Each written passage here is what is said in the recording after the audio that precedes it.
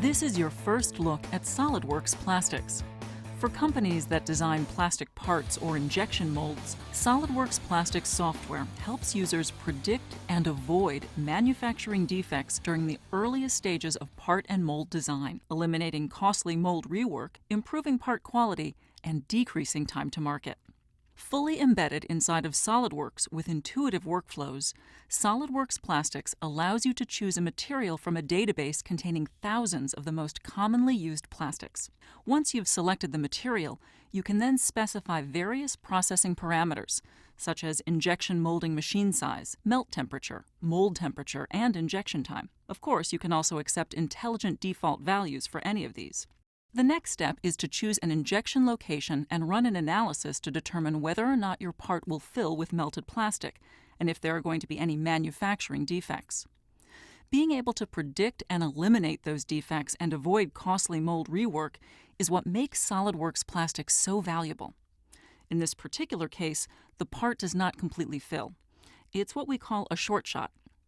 SolidWorks Plastics generates a number of result plots, including fill time, pressure distributions, and temperature distributions that we can look at to determine the cause of the problem and identify potential solutions. And by animating the fill time plot, it's easy to see that the melted plastic does not reach the edges of the part cavity.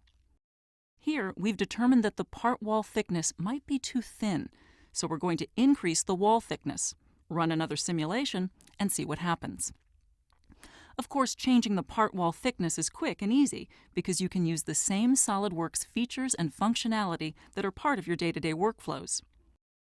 You can now see that the part fills completely, and the fill time animation shows you exactly how this part will fill. This animation also provides insight as to where weld lines and air traps will form, and if there will be potential cosmetic or structural problems.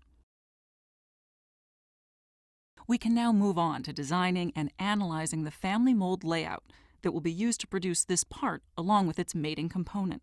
When manufacturing mating plastic parts, as seen here, it's common practice to mold both parts in the same mold so that they have the same molded part properties, such as mechanical strength, surface appearance, optical properties, and chemical resistance. However, an additional challenge is introduced because when you mold two or more parts of differing geometry in the same mold, your goal is to get all the mold cavities to fill at the same time. And this can be virtually impossible to achieve without the use of SolidWorks plastic simulation. The good news is that you can perform a runner balancing analysis in SolidWorks Plastics. This is a multi-iterative analysis with the objective of filling multiple cavities of differing geometry at the same time. As the iterations progress, the runner dimensions are changed to achieve balanced filling. And once SolidWorks Plastics converges on a solution, it will indicate the final runner dimensions required to achieve balanced filling, resulting in mold cavities that fill at the same time and with uniform pressure distributions, minimizing the risk of post-molding defects such as part warpage. With SolidWorks Plastics, you can predict and avoid manufacturing defects during the earliest stages of part and mold design, eliminating costly mold rework, improving part quality, and decreasing time to market. This has been your first look at SolidWorks Plastics. To learn more, contact your local SolidWorks reseller or explore our website for more information.